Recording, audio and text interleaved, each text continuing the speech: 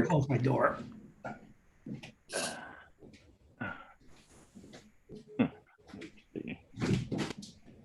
All right. I guess that's good.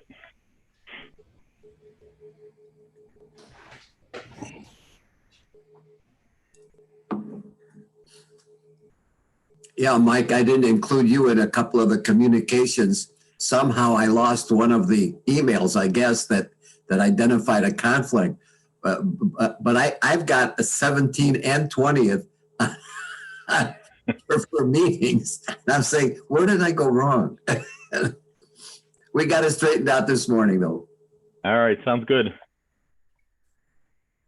I know there's a mute for this somewhere.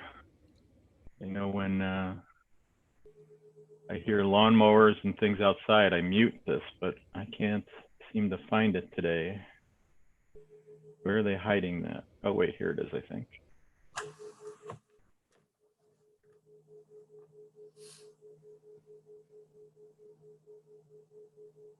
Okay, I got it. Bottom left corner, at least on mine. I'm okay with this. Yeah, same here. Same here. And I'll just leave everything and I'll shut it all down. Very good. Thank you. Did you want us to mute ourselves, Tim? If you think, like, if Mike says there's a disturbance, by all means, or if you're doing something that you don't want captured. Yeah, my phone rings and someone's leaving a message. I got my phone on low vibrate. Yeah. Okay, we're testing the microphones here at the county building. Can everyone hear me? Yes, sir. Yes, sir. I can. And Jody? Can you hear me? Yes. Yes. Is Jody the Where are you telephone? actually at? Very, very good. Mr. Chairman, we're ready to go as soon as it hits 9 o'clock. All right, which on my clock shows 8:59. Same here. Same here.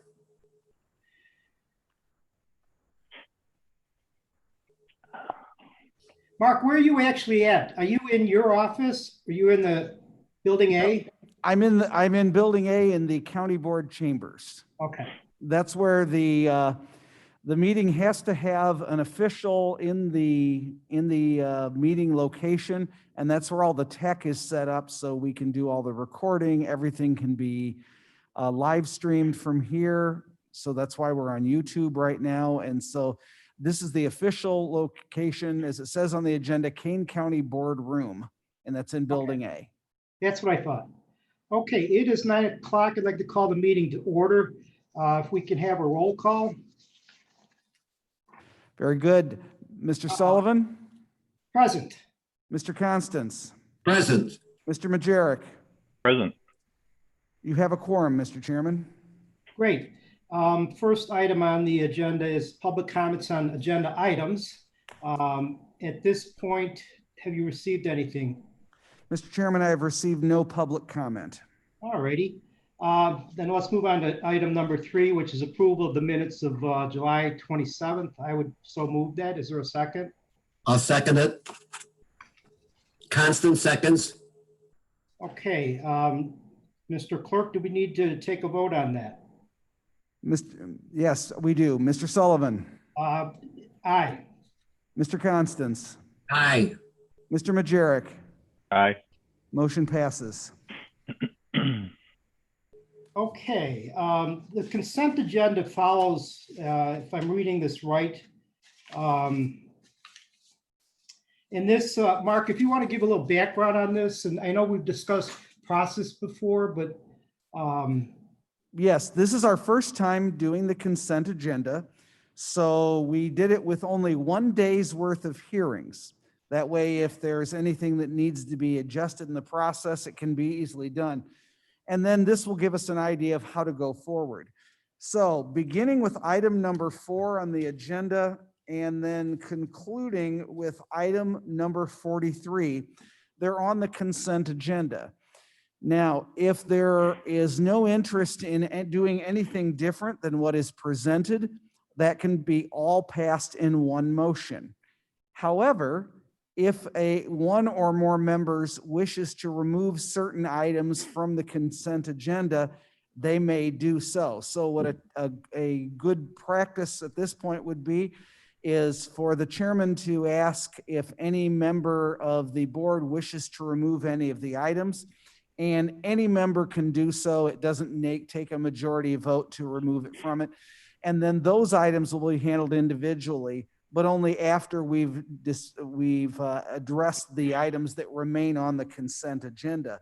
So a good starting point now would be to ask if anyone wants to remove any of the items from the agenda, and just you can remove it by agenda item number. So the first one, for instance, has a docket number of 2020 BACM 0002, but it's item number 4 on the agenda. So you'd refer to item number 4, just for clarity. Okay, does anyone have any one of the dockets that they would like to remove from the consent agenda? Majoric, no. Constance, no. Sullivan, no. I was going to bring one up. I did believe it should have been confirmed. I still believe that, but there may be some evidence that comes through a little bit later that would make a change in the description of the physical property. But we'll cross that bridge when we come to it. So I did not request. I had one question. Yes. Just a curiosity question. There was the group of them that were all lowered. There was like 20, 30 of them. Was that a condo development out off of Orchard? Yes, it was. It was Okay. Individual like pad sites of 6 and 12 or 6 and I believe 12 flats. And there was a presentation by counsel for the taxpayer and Gary Fritz for the township. He and Mr. Pernay reached a conclusion. I thought the conclusion was pretty solid, and therefore recommend acceptance of the agreement. Okay. Okay, that being said, I would move to approve the entire consent agenda. I would second that.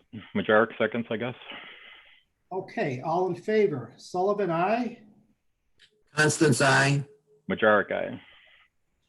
Okay. Next item is item 44, which is adoption policy for continuity of operations during COVID-19 pandemic. And that is at the last several pages of the agenda. I believe you've all seen this. Does anyone have any questions regarding the policy? Just procedurally, so when we enter the building, we go to our regular boardroom and then we fill out the questionnaire and get our temperature taken. Is that the process? This is Clerk Armstrong with one difference. You would take your temperature before you would enter the boardroom. There Okay. is a wall-mounted scanner. It's right outside the GIS office. And you walk up to it, you put your forehead a few inches away from the scanner, and it will give you the readout. Once you get to the boardroom, on the main screen in the room, there is a link to a COVID-19 certification, and that's the certification where you simply fill it out. It's what every other employee of the county assessment office does. And so that way it all comes into the same database. As long as you are checking, no, you have not been exposed, that sort of thing, and you have a temperature that is below 100.4, everything is fine going forward. If you check yes or a temperature above 100.4, then certain emails are sent, which is the equivalent to the little alarm going off, and then we check it out.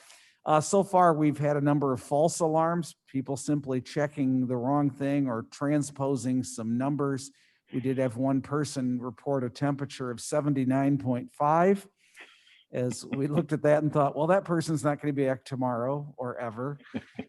But it turned out it was 97.5. We rechecked it. So other than that, though, it's really gone smoothly with the office. It's simply a way to, in our case, I think it's simply a way to identify with the additional Board of Review members coming in to serve as hearing officers, they have a responsibility not to, if they've been exposed to COVID-19, they have a responsibility not to come into the office so we can maintain continuity of operations. Okay, thank you. Question, Mark. Do I Yes. recall that you said that when we enter the boardroom, the screen will already be active, the link will be there, and all we do is we just click on it with a mouse, complete it and submit it, and we're done. That's certainly the most common way to do that. I can also send you all a link so you can complete it from your own laptop or your own Surface if that's what you'd like to do. It's a web-based tool. Jennifer Feeney in my office designed it, and she did a great job of doing it so it has a maximum amount of flexibility. But the clerk can certainly, whoever's in there can certainly help you figure out how to get that if there's a question about it, because everyone in the office does that every day. Further, then the screen will be live when we walk in. Well, that would be my expectation. If it's not live, well, we'll make it live and we'll make it happen. You know, the first meeting last week, Mark attended it, and I asked him about that, and he immediately sent me a link. And so I just keep it on my Surface. Oh, okay. Mark, can that be accomplished? Can you direct somebody to accomplish that for me at this point? Absolutely. And we'll do that to everybody so that way it's available in multiple places. Okay, any further questions on the COVID-19? Yeah, one more, I'm sorry. Then, Mark, do I understand that prior to my leaving my residence, I can complete that form and submit it? Or do I wait until I'm actually set up with my Surface in the boardroom? My expectation is you would do it once you arrived at the office. You should, of course, know the questions ahead of time. And if you have been exposed to someone with COVID-19 and you know that, you should let us know ahead of time. The certification is simply something that takes place at the office, so we have a record that everyone has done this. It kind of serves as a reminder. As a practical matter, the best time to take your temperature is right at that moment rather than sometime beforehand. So that's why, practically speaking, it's best to do once you arrive at the office. Understood. Thank you. Okay, is there a motion to approve or to adopt the policy? I would so move that we adopt the policy for COVID-19. I would second. All in favor? Sullivan, aye. Constance, aye. Jarek, aye. Okay, next on the agenda is number 45, additional business. Is there additional business, Mark, that you know of? None at this time. Okay. Before we move on to public comment, I suspect that would be the same answer. If we can go back to the policy in terms of the consent agenda. Mark, I know we exchanged some emails about what might be on a future one, and that's one that I'd like to discuss with the board. So, you know, we can do this live as we have the monthly meeting, but if there were certain ones that I know that I want to discuss, can I not alert my fellow board members to take a look at the files in SharePoint so that they have some working knowledge of what might be discussed if it's not, or if it's removed from the consent agenda? Absolutely. I think if the hearing officer knows that there is going to be an issue and it really ought to be discussed in some detail, pulling that from the consent agenda can certainly do that ahead of time. Mr. Chairman, the agenda falls under your purview as chairman. So what I would do is I would send you the agenda that I've gotten along with the recommendations, and you would have the final approval to throw anyone off. I did ask you to not pull that off this time, so we'd have the experience of everyone knowing it's always okay to pull something off the consent agenda if you wish, and nobody should be shy about doing so. But that's certain. There's certainly no magic to that. For instance, if we get something that is unusual and doesn't fit neatly into the consent agenda grid, for instance, let's say we have one that is a partial assessment for 1 year, something really unusual, we may pull that out of the consent agenda just because it's easier to explain. Whereas the grid is things that are more conventional, which will be the vast majority of the dockets that we'll see. Okay. Along the same lines, in terms of changing what is on the agenda, Bev had brought up some items, and I know this is for filling in DevNet, but as Dino and Mike, as you look at the agenda, is there anything that you think should be added or deleted in terms of the various columns?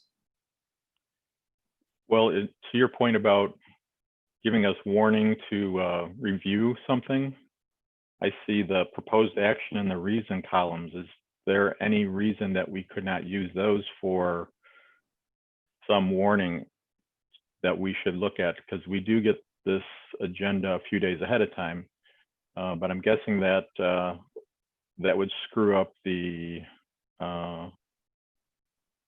I guess the consent agenda if there was some already included in there that we need to review. So that's a question kind of for Mark. Could we use those two columns as our warning signals, or would that not be possible? Well, anything could be possible. A good question would be what would be practical, and I would be interested to know what sort of reason would you see as something that would serve as a warning sign that you need to review it more than you might normally.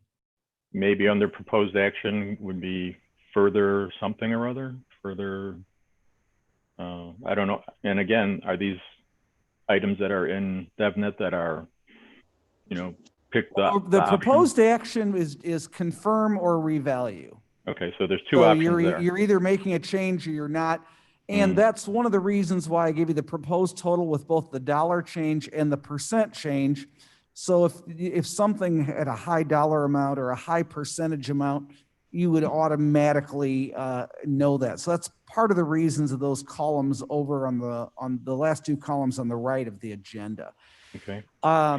So as far as proposed action, if it isn't revalue or confirm, I'm not sure that I know what the item would be that would do that. As for the reason, those are the reason codes that are generated within DevNet.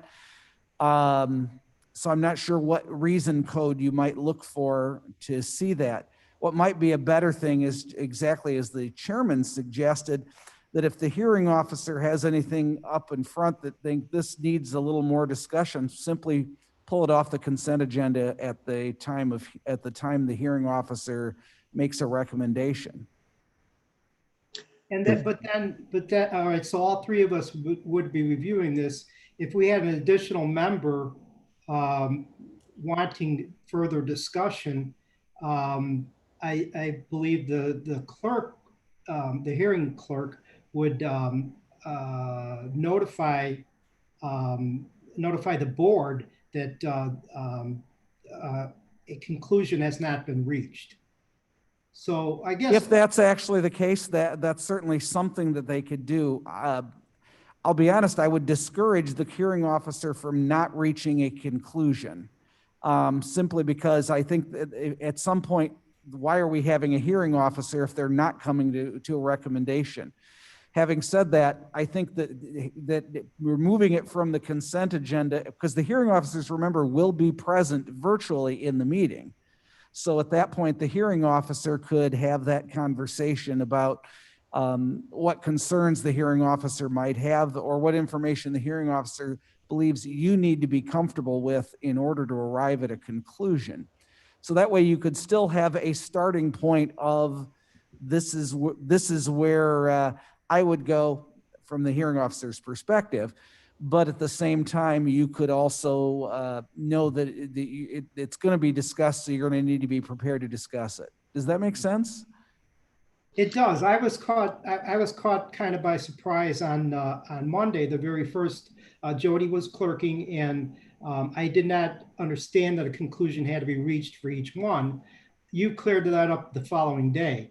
So, I don't want to say confirm is the default, even if you think there should be further discussion, but I think that that is the way I would approach it, just so that Excel sheet on the screen can be filled out. And it's not hanging over the head of the hearing clerk. So he or she has done their job once they have the input, and then it's the board member or the additional member that would advise that something further needed to be discussed. I So think that should there sounds be reasonable. a further review section that would look very similar to the consent agenda? That's really exactly what it would be. It would simply be, see the dotted line on page 4 where it says end of consent agenda. It would look like that, but it would be below that dotted line. And that would mean that everyone would be discussed individually. Okay. Great. So And if then, I, go ahead, Dino. Go ahead, Michael, go ahead. My question then would be, is where does the notification come from? Like the person, or will it come on this agenda, the 2-3 days prior to the meeting? It would come on the agenda typically. If there was something that we wanted to make sure that you knew ahead of time, we could certainly take a look at that. I would anticipate the agendas actually being out much earlier than this. We're looking at the hearings today that were done 1 week ago. So obviously there's only so much time between getting those written up, getting everything QC'd, and then getting it ready for an agenda. Going forward, I would expect in the September meeting to be the rest of August. So in that case, there's going to be 2 to 3 weeks in between the end of the last session we hear and when the board will look at it. So I would anticipate more like a week's notice than a weekend's notice. Okay, and then what happens when it's a non-board member, it's an alternate? Will they then be notified to be at that meeting? Yes. Okay. They would be expected to attend the meeting virtually, just like you are. Gotcha. Okay. And they would be compensated for doing that as well.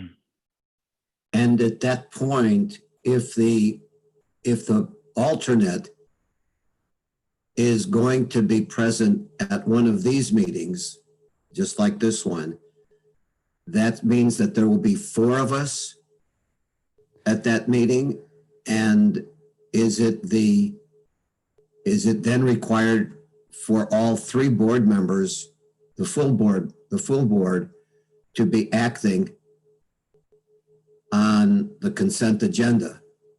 The alternate would not have standing to vote on anything at the full meeting of the board. They were only acting as a hearing officer. So all they would be there is to answer questions directed by the board.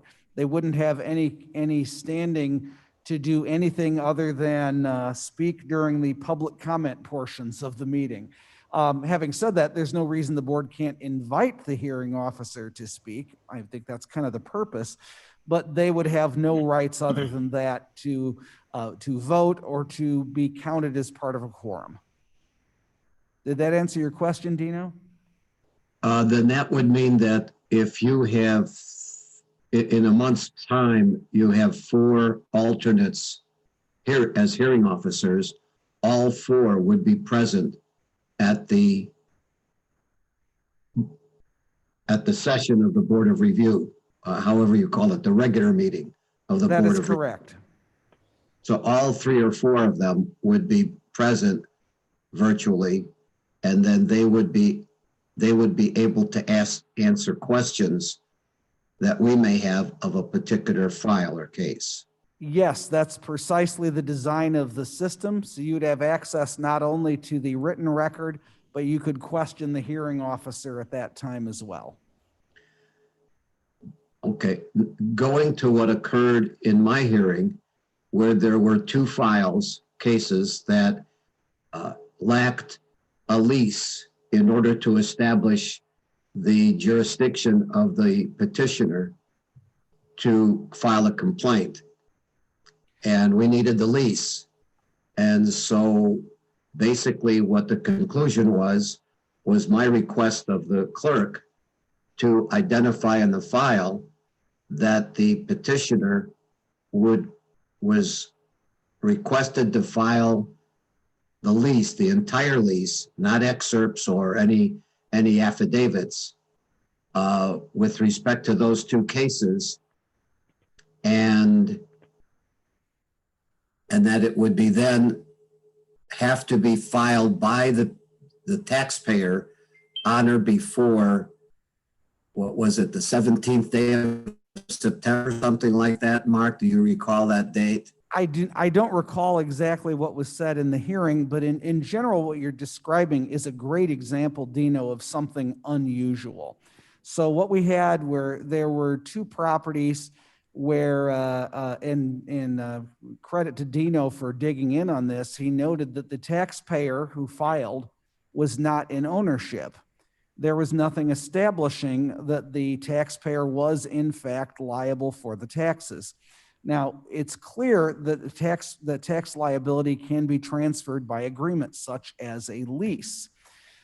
So when the attorney was questioned, the attorney appeared to have been caught off guard and was unaware of the actual relationship between the attorney's client and the owner of record, which in both cases were LLCs.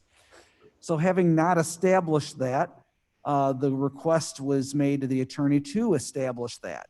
The attorney said, well, I'll get a letter, essentially saying I pinky swear that I'm responsible for the taxes. And the response was, well, the board's policy is that you have to give us the whole document, not excerpts, not something. You have to give us the whole lease. We don't know whether the attorney had actually seen the lease or whether the attorney was even aware there was a conflict prior to Dino bringing that up. So we asked the attorney to provide that information. Now, if that information is provided, my question would go back to Dino and give it to him and say, does this satisfy you as the ownership? Give him my recommendation. And he could make a decision on how to go forward. If they're not provided, it would probably come forward on the non-consent agenda with what does the board want to do on this? The board could certainly dismiss the case based on lack of standing. The board can also decide to do something on the board's own motion. So it gives the board has a lot of latitude in those cases, but that's certainly one we would not want to put on the consent agenda for the reasons that Dino identified. So in that instance, or perhaps any other instance, would we then, under proposed action, identify, in my case, my two files, confirm subject to? Well, what we would do is simply have the Filing we'd have the docket on the agenda, and then we could explain what the various processes were. Okay. For instance, one of the things you could do is dismiss for lack of standing. So there would be no reason, proposed total change or anything like that, to the right of any item. It would not carry this grid. It would It would not just have like to, because the docket number grid plus is going to fit in what is the typical action you're going to see, but it's certainly, there are going to be some where this grid will not make a lot of sense for. And in those, we're going to have to come up with something different. Rather than trying to have a grid which has 20 columns and very small type to fit on one page, that'll probably be explained on a agenda item by agenda item basis. This grid is designed for a more conventional consent agenda items. Okay, so the hearing officer then, the way I'm looking at it, should be dictating to the hearing clerk, a phrase that would then identify this should be submitted as an item for further discussion to the full board, for the reason that we need X, Y, Z, or just general discussion. I think whenever something like this happens, exactly how you handled it on Tuesday would be how to handle it. We're going to have to figure out as we go how to present these. And I think mainly because I don't know that sitting here, we can come up with all the different permutations we're going to end up facing. there's always something that, well, we didn't think about that. And so rather than trying to come up with something that'll fit every situation, at that point, just say, hey, let's figure out what to do. And absolutely, the hearing officer who has some concerns, they need to be trained. It's okay to ask questions about that. While we like the hearing officer to have their recommendations by the time they leave the building that day, they're unlike the regular board hearings where we needed actual votes and minutes. We have a little bit more latitude to do that. So if there's some questions after the meeting, we can all sit down and I can contact Chairman Sullivan and see how he would like the board to proceed as far as getting it on the agenda, both how and when. Okay, Sounds I've good. got a question on that whole process now. Are we essentially giving a X number of day window to the next board hearing to have a final conclusion for people to add additional evidence like the leases? I would most strongly discourage that. Okay, good. Simply because we're now making it something where we can't, we'll simply not be able to function because all of a sudden the stuff we have to process on a daily basis to keep up with this will not be able to process. In the question at hand, it was not a question of what the value is, but whether standing existed or not. And that's a yes/no question. If the standing is no, then the board can proceed. Does the board want to dismiss it or does the board want to take it up on its own motion? If the standing is yes, then it can proceed in a normal fashion. At the same time, however, there was basically a continuation for the submission of further evidence, Mike. But it was only that lease. Correct. More evidence would absolutely not be allowed because you did not distribute that to the township assessor and they wouldn't have a time to comment on it. Okay. This was simply a manner to establish standing. Okay. Otherwise, we're reopening the hearing and the hearing then has to continue at some other date. If new evidence is in, because if new evidence is in as to what the value of the property and all the parties have to have notice of it and all the parties have to have a chance to cross-examine, all the parties have to have examined to provide rebuttal evidence. Yeah, and Mark, I think at the end of all of my hearings, I had identified to the hearing clerk that we were closing, the hearing on that particular file. Absolutely. And at that point, then, just modified in those two cases, we were closing the hearing subject to, and then that was that. Yeah, it was just a matter of does this complainant have standing to file a complaint? I mean, theoretically, you could have ruled that no, the board, you don't have standing filed, therefore you're done, and you would have been absolutely in your rights to dismiss it. And theoretically, the board still could do that if the board wished to. As it was, we offered the attorney, we meaning Dino really, offered the attorney the chance to establish that, which the attorney did have notice ahead of time. But you gave him his additional opportunity to provide that lease that would establish that his client had standing to file. And Mark, I don't know that this enters into it or not, but when I was reviewing those files and I came across that, the idea struck me, maybe I could make a phone call, to the petitioner. And I thought, no, I don't want to get into that situation because then I'm having what could be considered an ex parte hearing. And you raise a good issue with that. While the question of, hey, is there standing would certainly not go into ex parte communication, my guess is most people, when they get there, would want to start laying the groundwork and making their case, and it would quickly swerve into that. So a best practice in that is if you run into that situation and you think that would be of use, contact me right away. And we will make a request on behalf of the board for that information. We have done that in the past, and it has worked well. So that would be a good practice to adopt here. Good. I Okay, have a thank couple you. questions. Mark, I'm not sure if well, I know every township is published, but have the 30-day windows all ended? They have not ended. The most recent townships to publish were on a week ago was Aurora and Burlington, and their final filing date will be September 9th. As of today, I believe 9 townships are fully closed and docketed, and we have another 7 that we're waiting on. Okay, do we have a feel for volume?